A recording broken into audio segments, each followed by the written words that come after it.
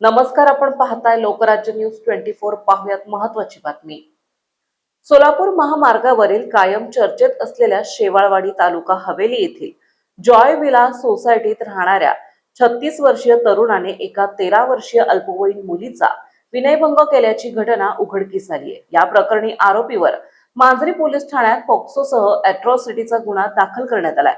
ही घटना मंगळवारी दिनांक 3 मार्च रोजी दुपारी 1:15 वाजता घडली आहे। पंकज पोपट ताकवले, वय वर्ष 36, राहणार जॉय विलास सोसायटी, हडपसर असे आरोपीचे नाव आहे। त्याच्यावर मांजरी पोलीस ठाण्यात पोक्सो आणि अॅट्रॉसिटीचा गुन्हा दाखल करण्यात आला। या प्रकरणी अल्पवयीन पीडित मुलीच्या आईने तक्रार दाखल केली आहे।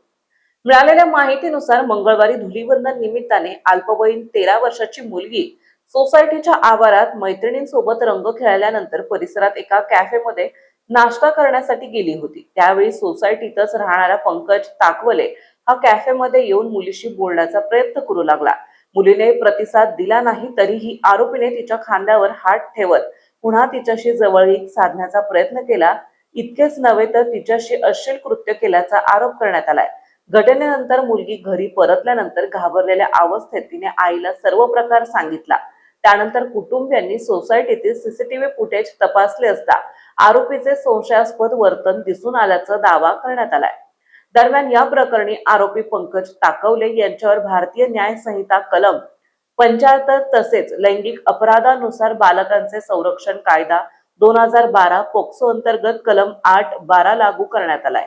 तसेच अनुसूचित जाती आणि जमाती अत्याचार प्रतिबंधक अधिनियम 1989 सुधारणा 2015 अंतर्गत कलम 1(WI) आणि 3(2) VA नुसारही गुन्हा नोंदवण्यात आलाय। घटनास्थळी लोणी काळभोर विभागाच्या सहाय्यक पोलीस आयुक्त अनुराधा उदमले, हडपसर पोलीस ठाण्याचे पोलीस निरीक्षक निलेश जगदाळे, अतिरिक्त कार्यभार मांजरी पोलीस ठाणे पोलीस उपनिरीक्षक अनिल विनवडे यांनी भेट देऊन पाहणी केली। घटनेचा पुढील तपास सहाय्यक पोलीस आयुक्त अनुराधा उदमले करीत आहेत। महाराष्ट्रातील महत्त्वाच्या आणि ताज्या बातम्या पाहण्यासाठी आजच आमच्या लोकराज्य न्यूज 24 न्यूज चॅनलला YouTube वर सबस्क्राईब करा आणि बेल आयकॉन प्रेस करा।